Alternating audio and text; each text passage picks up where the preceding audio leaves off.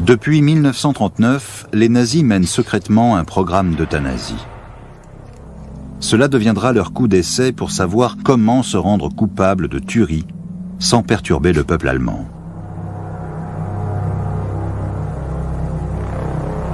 Ils ont tout d'abord besoin de complices consentants. On demande à des infirmières et des médecins dociles d'éliminer des enfants malades en phase terminale ou handicapés.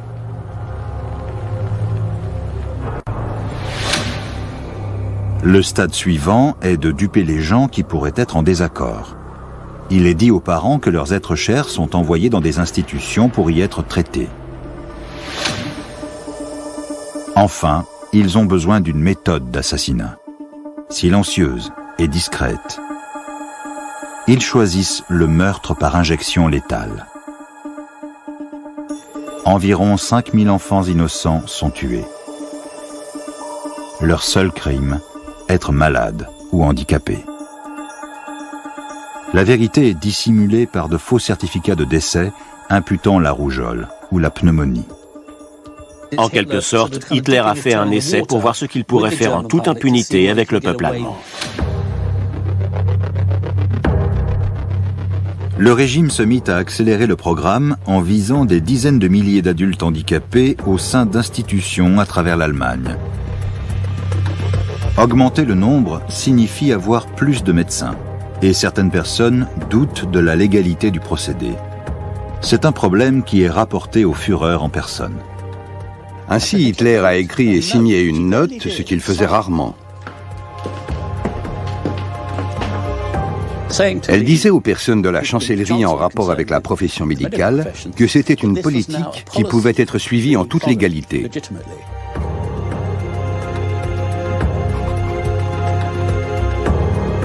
Pour les médecins allemands, c'est maintenant officiel. Ils obéissent aux ordres du Führer.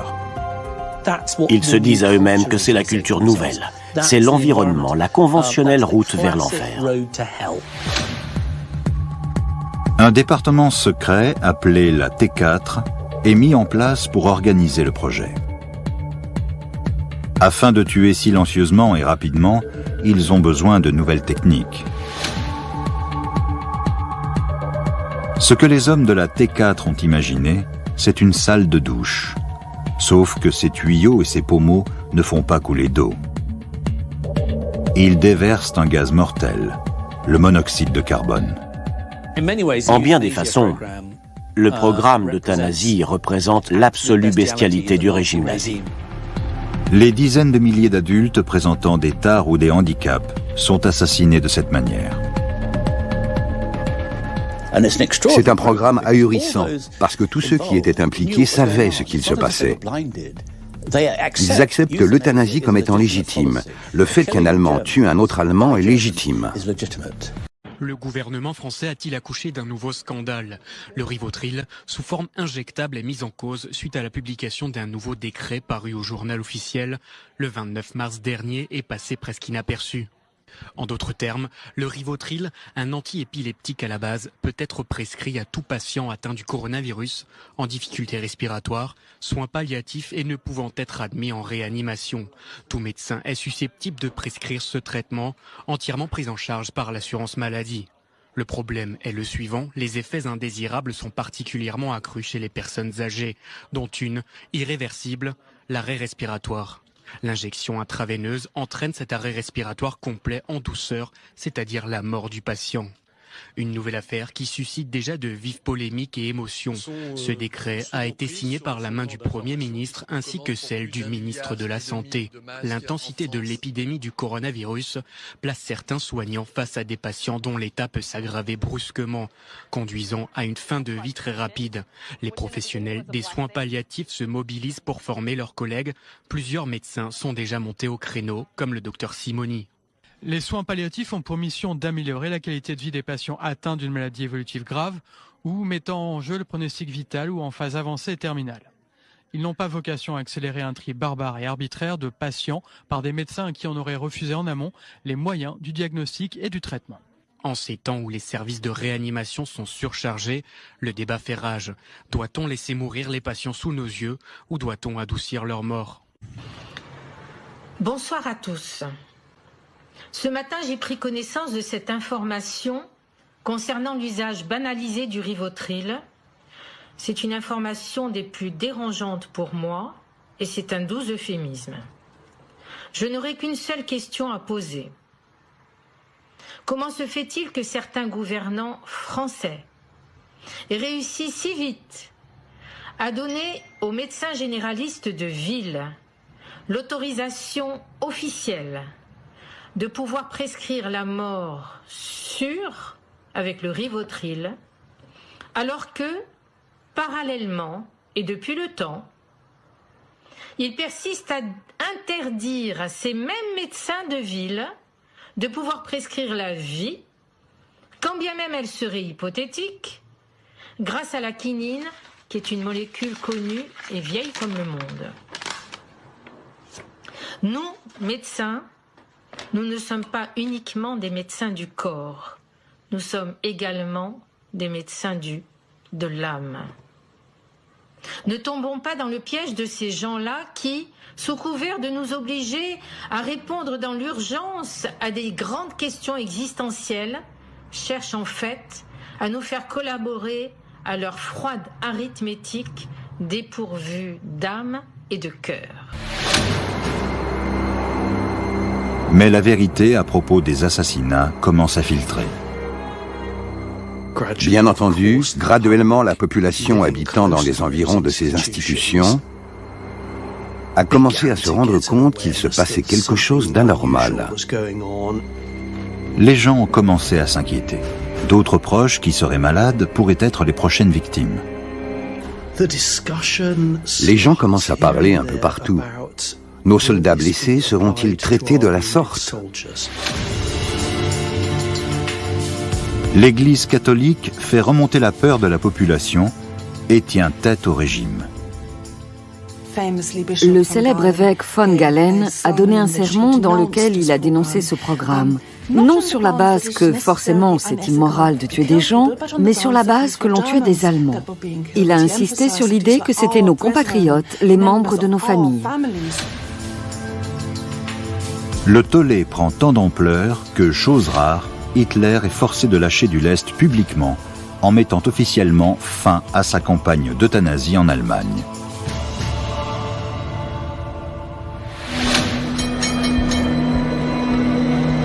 La protestation contre l'euthanasie a appris quelques leçons aux nazis.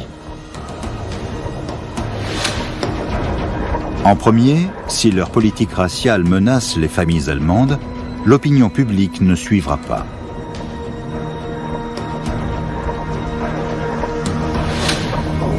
Deuxièmement, tout meurtre futur devra être dissimulé et perpétré loin de l'Allemagne. Et troisièmement, le Führer ne doit pas être associé à quoi que ce soit de peu recommandable. Ces leçons vont définir la façon dont les nazis vont traiter les Juifs. En particulier, Hitler ne signera jamais personnellement de documents compromettants. Il ne voulait pas que son propre nom soit associé avec les crimes du programme anti-juif. Depuis 2 ans qu'il mène la guerre, Hitler a le vent en poupe avec le succès de sa croisade contre l'Union soviétique. Il est satisfait de laisser la gestion de la question juive à son loyal homme de main, Hermann Göring. Officiellement, Hermann Göring, le maréchal du Reich et numéro 2 d'Hitler, est en charge des affaires juives.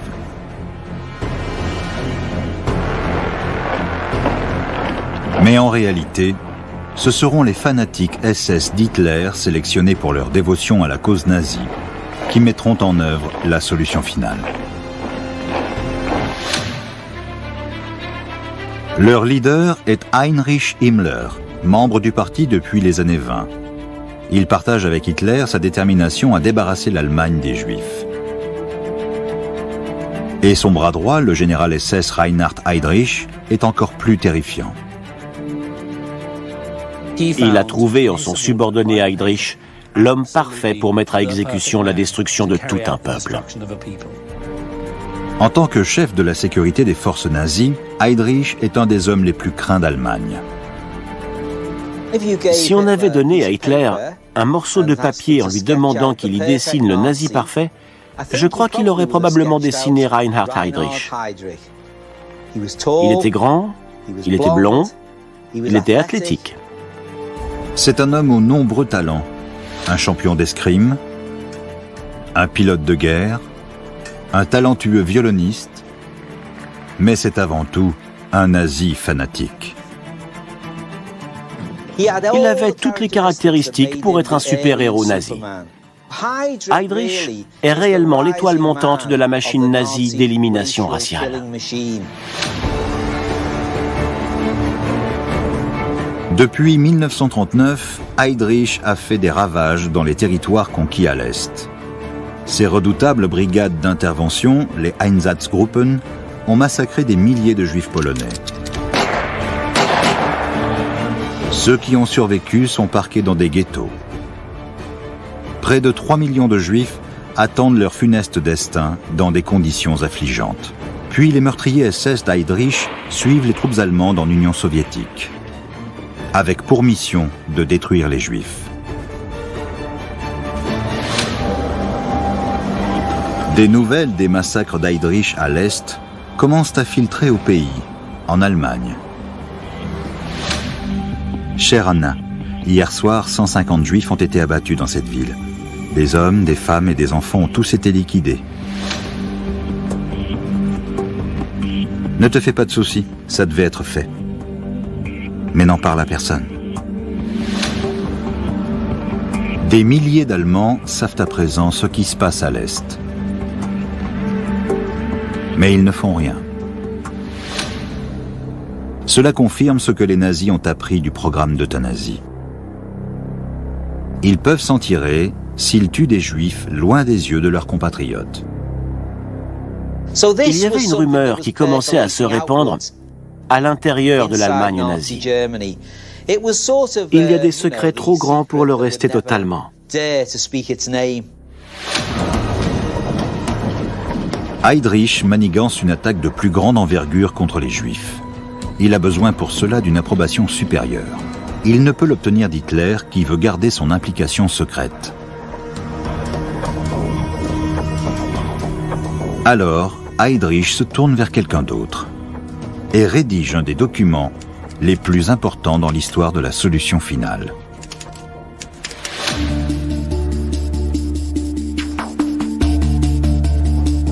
Il apporte sa lettre secrète au domicile du maréchal du Reich, Hermann Göring, l'homme qu'Hitler a officiellement chargé de la politique nazie envers les Juifs.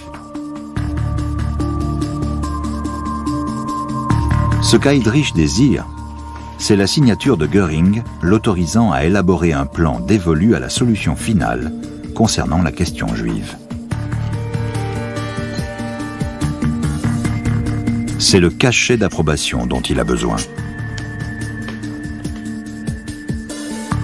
Mais il faudra 5 autres mois avant que le plan d'Heydrich soit mis en place.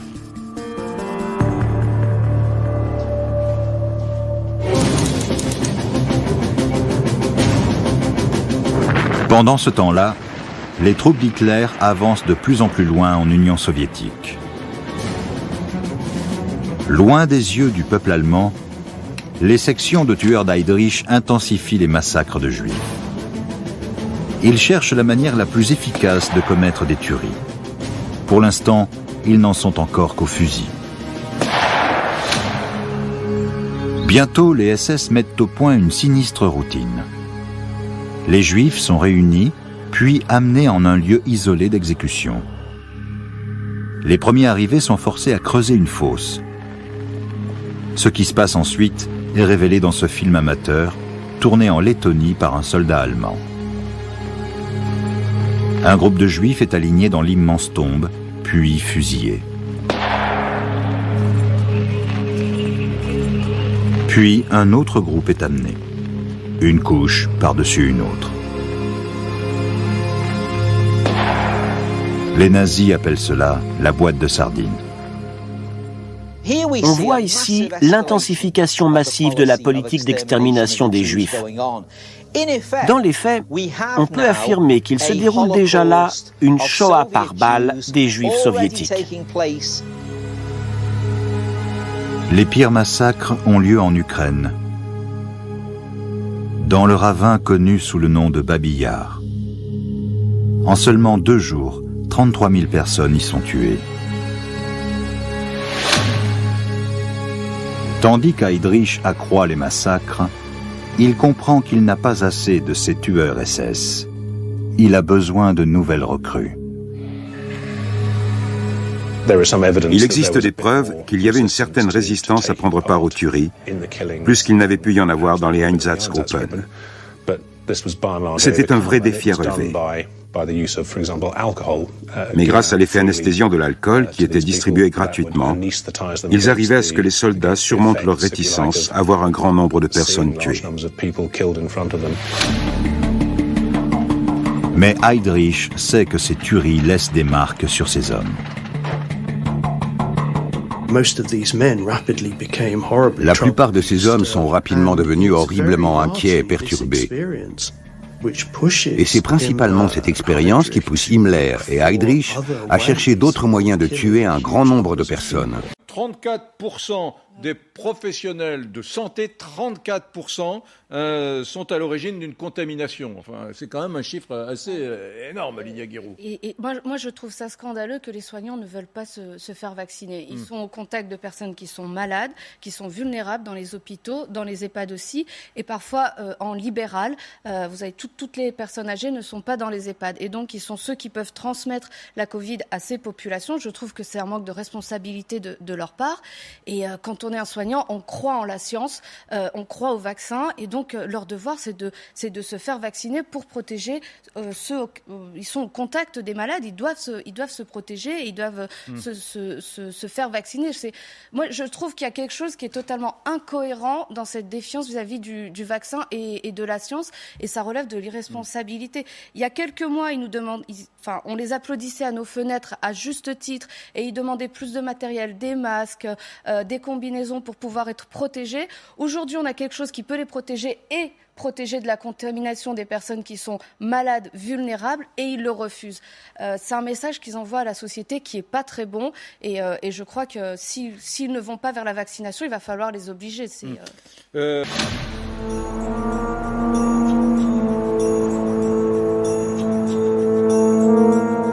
De son côté, Hitler cherche encore un moyen de gérer les 200 000 juifs vivant en Allemagne. Tout le monde connaissait les Juifs. Ils faisaient partie de la société allemande, ils étaient allemands, ils s'étaient battus pendant la Première Guerre mondiale, ils avaient été décorés de la Croix de Fer. Alors, la machine de propagande de Goebbels doit être mobilisée pour créer une impression de différence, pour les séparer de leurs voisins de pur sang allemand. Étape numéro 1, leur donner une étoile. Un Allemand juif et un Allemand non juif n'ont pas l'air si différents, mais ce qu'on peut faire, c'est les étiqueter avec une étoile. Et l'étoile jaune est le moyen absolu pour les différencier. L'humiliation commence par ça. Toute personne de plus de 6 ans a l'obligation de porter l'étoile jaune en forme d'étoile de David. C'est vraiment le moment où ils disent aux gens dans la rue « Ces gens sont différents des autres, ils sont à part, ce ne sont pas des Allemands, ce sont des Juifs, et les Juifs sont une race dont on ne veut pas dans notre Troisième Reich. » Outre la gestion de la pandémie et de la campagne vaccinale, l'exécutif réfléchit aussi à un scénario de sortie de crise avec la création d'un pass sanitaire. Il permettrait, selon Emmanuel Macron, la réouverture des lieux culturels et des restaurants. Mais l'idée soulève de nombreuses interrogations. Explication de Julia Sigard. Emmanuel Macron a évoqué la création d'un pass sanitaire pour, je cite, améliorer le quotidien des Français et permettre aux restaurants et aux lieux culturels de rouvrir d'ici le printemps prochain. Il se présente aujourd'hui comme un outil numérique disponible à tous les Français qui pourrait utiliser par exemple des QR codes qui apparaîtraient à l'entrée de certains lieux et qui permettraient de remonter les chaînes de contamination plus facilement. Il permettrait également de présenter par exemple des tests PCR effectués récemment. Mais la question épineuse, c'est est-ce que finalement ce pass sanitaire ne va pas devenir un passeport vaccinal qui permettrait par exemple de montrer si une personne a été vaccinée et de conditionner son accès à certains lieux publics. Pour l'instant, Emmanuel Macron a écarté cette idée, mais on sait que sous la pression internationale, un tel document pourrait devenir obligatoire. La question se pose par exemple au sein de l'Union européenne qui cherche une démarche commune. Vous avez certains pays qui dépendent notamment beaucoup du tourisme, comme la Grèce, qui va pousser pour la création de ce document. L'Allemagne s'est aussi dite en faveur d'une telle démarche. Mais cela pose de nombreuses questions, des questions de sécurisation des données, bien évidemment, mais aussi des questions éthiques, puisqu'on sait que chaque pays n'a pas le même accès au vaccin. Pour l'instant, seuls 5% de la population européenne a été vaccinée, et on sait que, par exemple, les jeunes n'auront pas accès au vaccin, en tout cas dans la campagne vaccinale française avant la fin de l'été. La seconde étape est de s'assurer que les Allemands ne socialisent pas avec les Juifs, de les garder physiquement à part. Ne vous laissez pas berner en pensant qu'il est gentil parce que vous le connaissez. C'est un Juif, donc c'est une menace. Chacun d'entre nous doit à tout prix limiter le nombre de personnes avec qui il est en contact chaque jour. Les scientifiques le disent, c'est la priorité absolue. C'est pourquoi, après avoir consulté, écouté les experts, le terrain, et en conscience, j'ai décidé de renforcer encore les mesures pour réduire nos déplacements et nos contacts au strict nécessaire. Goebbels déverse un flot de propagande, charriant le message insidieux que ce ne sont pas les nazis qui s'en prennent aux Juifs. Les Juifs sont responsables de leur propre malheur. Dans un de ses slogans hebdomadaires, il utilise une citation d'Hitler. Si les Juifs de la finance internationale réussissent encore une fois à entraîner la nation dans une guerre mondiale, alors le résultat ne sera pas la victoire de la juiverie, mais l'annihilation de la race juive en Europe.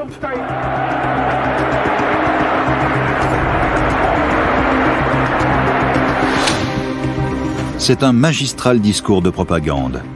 Cela absout le peuple allemand de toute culpabilité. Les Juifs seront responsables de leur propre destruction.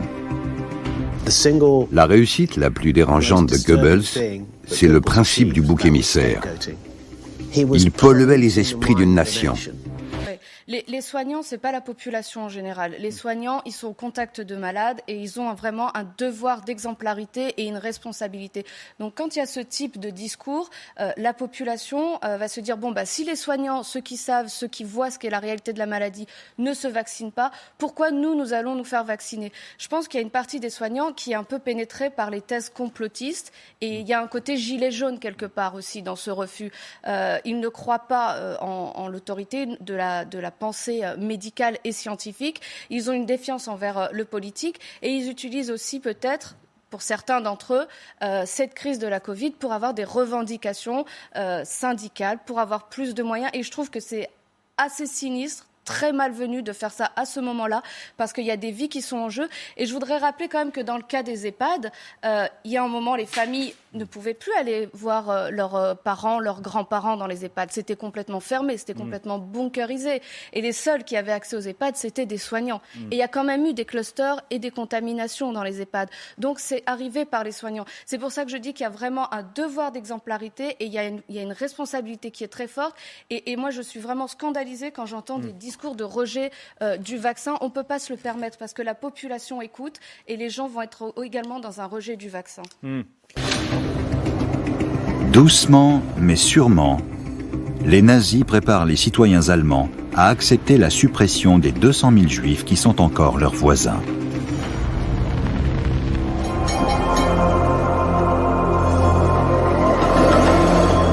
Pourtant, même à présent, ils demeurent précautionneux afin de ne pas enflammer l'opinion publique.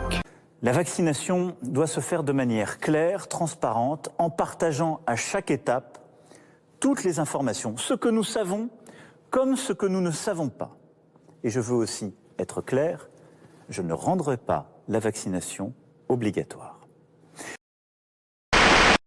Honnêtement, le vaccin pour décembre Mais moi, franchement, Vous y croyez pas? Ben non, mais on n'a même pas encore les études. Vous vous rendez compte, on n'a même pas encore les études, quoi. C'est-à-dire, on parle de choses qui restent vues à travers des comités de presse, des communiqués de presse de laboratoires pharmaceutiques. Mais on a entendu dire... Pas, hein, honnêtement, j'arrive pas à suivre, quoi. On a entendu dire que l'Allemagne pourrait démarrer le 15 décembre si l'autorité européenne du médicament valide d'ici là. Ah oui, mais vous savez, vous croyez qu'ils vont faire ça en 15 jours? Dire, c'est quand même difficile d'analyser l'efficacité, la toxicité d'un médicament, d'un vaccin. Après, si jamais il y a un pépin, on va nous reprocher d'être allé trop vite. Et ça va condamner complètement les vaccinations pour des décennies, pour des maladies qui sont mortelles dans 100% des cas comme la rage. Mais c'est pas possible, quoi.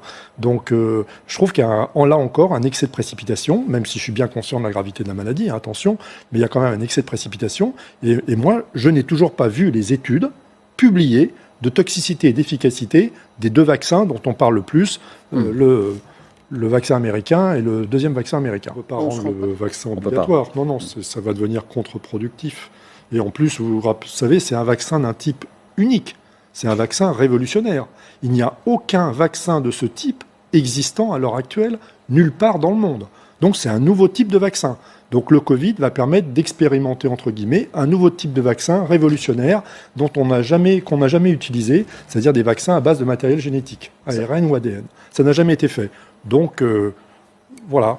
Ça rend d'autant plus difficile de le rendre obligatoire. Je pense, c'est tout ce qu'on a. Et on a des communiqués de presse de ces labos qui nous disent, bah voilà, notre vaccin, enfin, il y a une surcommunication. Et je vous rappelle que la principale bénéfice, pour l'instant, ça a été le PDG des laboratoires respectifs qui ont engrangé des millions d'euros en l'espace d'une minute. Hein.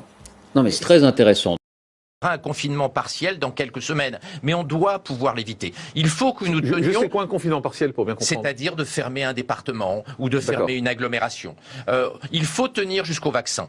Alors le vaccin va arriver... C'est dans 2 ans. Le vaccin va arriver plus tard que Trump le promet, puisque Trump l'a promis pour novembre. Et 9 patrons internationaux de laboratoires ont fait une lettre ouverte la semaine dernière en disant qu'il ne fallait pas aller trop vite, car valider un vaccin, être sûr qu'il n'a pas d'effet secondaire, ça prend du temps et que les politiques comme Trump veulent aller plus vite que la musique. On ne peut pas sortir un vaccin qui aurait des effets secondaires graves importants. Donc nous n'aurons pas le vaccin en novembre. En tout cas, nous ne pourrons pas le diffuser de façon très large. Il va falloir plus de temps. En revanche, on peut espérer, même si ça n'est pas certain, on peut espérer un vaccin entre janvier et juin prochain.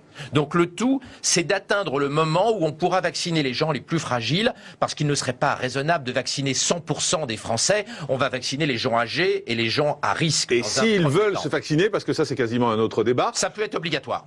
La vaccination contre la variole... le risque qu'on prend. On n'a aucun recul. On n'a aucun recul sur ce vaccin. La vaccination contre la variole était obligatoire et c'était illégal de ne pas se vacciner. On peut imaginer qu'on rende pour les personnes âgées la vaccination obligatoire quand le vaccin... Moi, je peux vous dire qu'un vaccin en janvier, moi, j'y vais pas. Hein. Mais moi, je n'y vais pas. Je n'ai pas confiance. Mais personne je n'ai pas confiance. Il y a zéro recul. Personne n'a proposé de vacciner les gens de votre âge. Non, mais d'accord, mais même plus âgés. Moi, j'enverrai pas mes parents se faire vacciner en janvier. Moi, je ferai vacciner ma maman sur le champ. Comment vous pouvez être certain d'un vaccin dont on n'a aucun recul? Si l'on sort le vaccin raisonnablement et pas comme... Mais en janvier, vous parlez de janvier, vous vous rendez compte? On aura le scientifique, c'est Jean-Marc Morandini. Non, mais c'est mon avis. Je suis désolé, c'est pas... oui, c'est le seul. Il ne faut pas qu'on casse l'idée de la vaccination qui, déjà, notamment dans notre pays, est fragilisée par des dates avancées pour faire monter le cours de la bourse ou augmenter le nombre de Qu'est-ce que j'ai fait? Je me suis opposé à Trump qui veut aller trop vite. Vous parlez de janvier, c'est 2 mois après, excusez-moi. Ce que je veux dire, c'est que... Ça rejoue un peu sur les mots. Il faut sortir le vaccin le jour où il sera prêt. On a vu que la semaine dernière, il y a eu un accident sur le laboratoire d'AstraZeneca, sur le vaccin d'AstraZeneca, et AstraZeneca a arrêté les tests. C'est bien. On ne sait pas encore si c'est un effet secondaire du vaccin d'AstraZeneca ou si la personne a eu une maladie indépendamment. Mais vous vous rendez compte qu'en janvier, on n'aura aucun recul, en février ou en mars, on n'aura aucun recul sur un vaccin. Moi, je peux vous dire, mes parents ne seront pas vaccinés. Jean-Marc, excusez-moi. Vu l'âge moyen des gens qui meurent, qui est très très très élevé, la population que l'on vaccinerait est une population qui a une espérance de vie résiduelle. Ce n'est pas la peine que ces gens vivent... Résiduel, le mot est terrible. Excusez-moi de dire ça à la télé. J'ai 73 ans, j'ai parlé des gens au-dessus de 80 ans, j'ai pas parlé de toi et de... Le mot résiduel est violent. C'est une réalité médicale. Donc, attendez, attendez, on le laisse finir. Des gens qui sont très âgés et très malades, il y a un intérêt à les vacciner pour éviter qu'ils passent les 2 derniers mois de leur vie en réanimation à être intubés. Donc là, on a un arbitrage médical difficile. Moi, en mon âme et conscience, les gens très malades, les gens âgés, je pense qu'il vaut mieux qu'ils soient vaccinés, même s'il y a un petit risque qu'on ne connaît pas encore sur le vaccin, plutôt que de passer les derniers mois de leur vie avec une machine à intubation. Oui, sauf s'ils tombent malades et qu'ils ont des problèmes avec la vaccination. Donc peut-être mieux qu'ils restent confinés, c'est peut-être plus sûr.